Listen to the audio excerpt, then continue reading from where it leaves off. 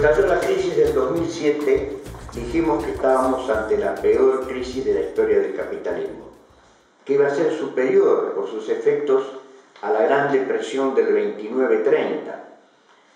y que no era el simple estallido de una burbuja financiera, como dijeron algunos. Actualmente, agosto del 2011, en estos días acaba de escribir el diario El País de España que agosto de este año va a pasar a la historia como el día más negro que han vivido las bolsas mundiales desde la Gran Depresión del año 30. Y hoy, cuando estamos grabando esto, el día 18 de agosto, están cayendo las bolsas en todo el mundo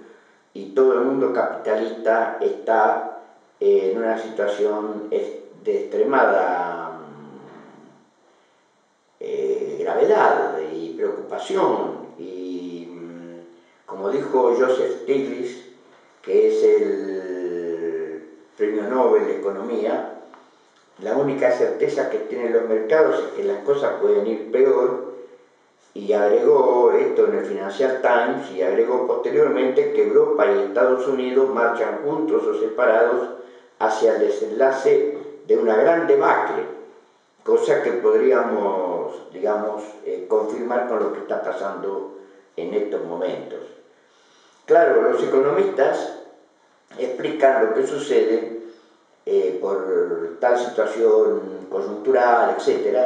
pero hasta ahora nunca han explicado el porqué del porqué, cuál es el origen de esta situación a la que nosotros nos referimos en el 2008. La crisis de la deuda, según Muriel Rubini, que fue el economista que preanunció la crisis del 2007, la crisis, dice él, de la deuda en Europa es el preámbulo de una gran crisis financiera global. Y estamos ante una situación que es extrema porque abarca a los Estados Unidos, que tienen un déficit fiscal que equivale al Producto Bruto Industrial anual de ese país, y una situación en los 17 países del mercado común europeos en la que la mayoría de ellos está al borde del precipicio. Incluso en estos días han sonado las voces de alarma en Alemania, ¿no es cierto? Es decir, que no se está, como dice Rogoff, otro economista, ante una mera desaceleración de la economía, sino que estamos ante una contracción del sistema en su conjunto, cuyas consecuencias son verdaderamente imprevisibles, porque tengamos en cuenta que también están afectando a China. China, entre junio del 2010 y junio del 2011 ha tenido una inflación del 6,5% y los productos de alimentación han aumentado un 15%. Las dificultades que está afrontando la economía china en estos momentos, que están tratando de enfriarla, van a afectar inevitablemente nuestro comercio con ella, que se expresa también en la presión constante de los chinos de meternos todas sus baratijas y todas sus manufacturas a cambio de la soja que nos compran. Y nos presionan desde distintas maneras para esto. Precisamente cuando nosotros explicamos la crisis y la diferencia entre lo que nosotros decimos y lo que otros han dicho, es que el origen de esta crisis hay que buscarla en el proceso que comienza con la restauración del capitalismo en la Unión Soviética en 1957 y en todos los países del este europeo, posteriormente la restauración en China en 1978, hasta llegar a la implosión que derribó al Pacto de Varsovia y unificó el mercado capitalista. De pronto, los monopolios capitalistas se encontraron no solamente ante un mercado muy grande, que era la tercera parte de la población de la Tierra, sino ante la posibilidad de explotar a centenares de millones de asalariados.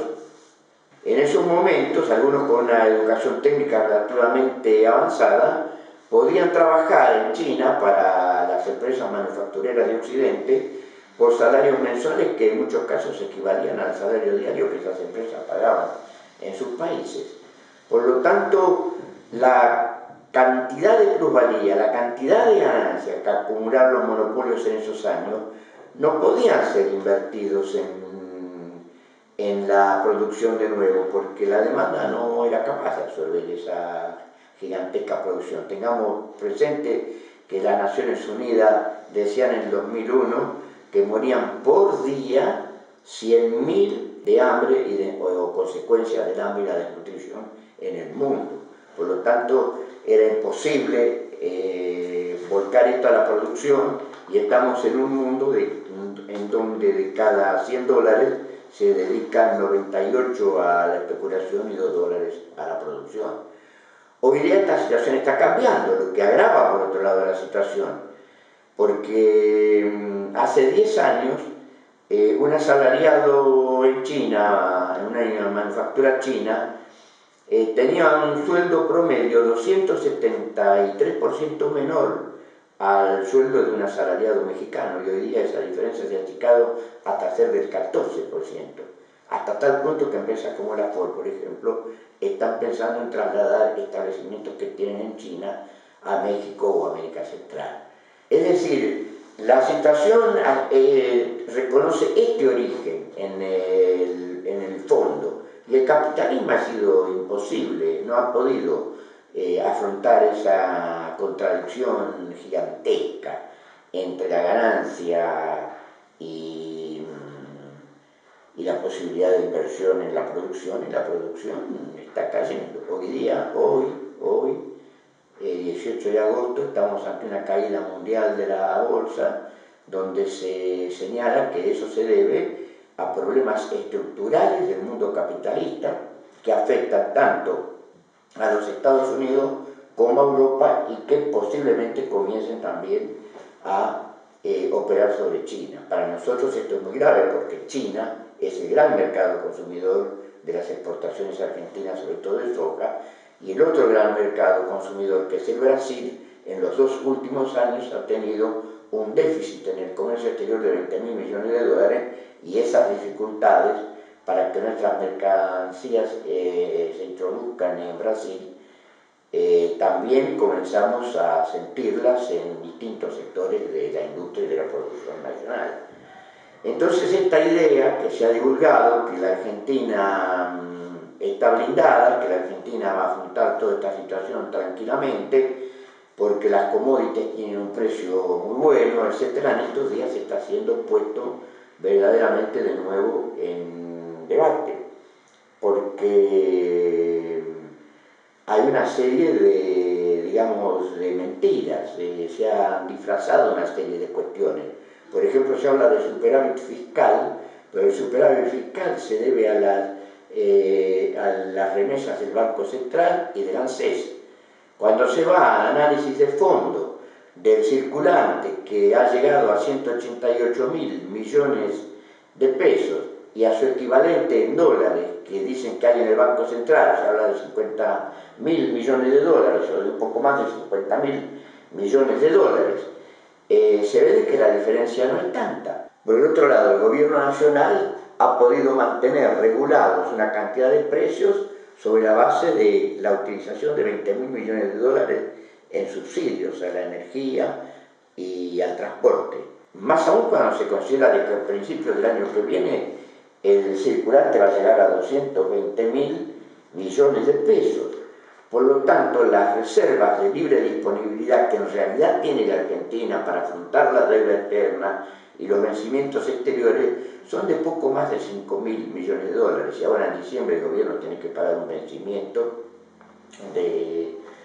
2.300 millones de dólares, por lo cual va a tener que salir a buscar dinero en el extranjero, a crédito, no sé lo que hará,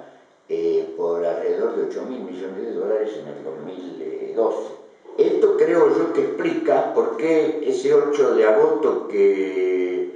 el diario País consideraba uno de los días más negros de la historia del capitalismo desde la Gran Depresión, la bolsa argentina cayó más que las otras bolsas, cayó un 10,7%. Y hoy, 18 de agosto, está cayendo al ritmo más o menos que marcan las caídas de las bolsas del mundo. Por lo tanto,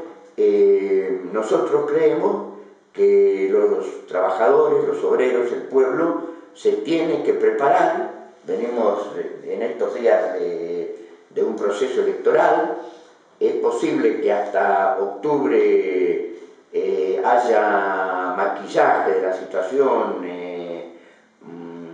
económica, etcétera, aunque las cosas han comenzado a aumentar, los productos han comenzado a aumentar inmediatamente después de realizadas las elecciones, ya con una inflación que supera el 25%, en estos días han aumentado lácteos, ha aumentado el combustible, etcétera, etcétera. Y entonces aquí está planteado el gran dilema de todas las crisis. ¿Quién va a pagar la crisis? La van a pagar los monopolios, los terratenientes, las grandes fortunas,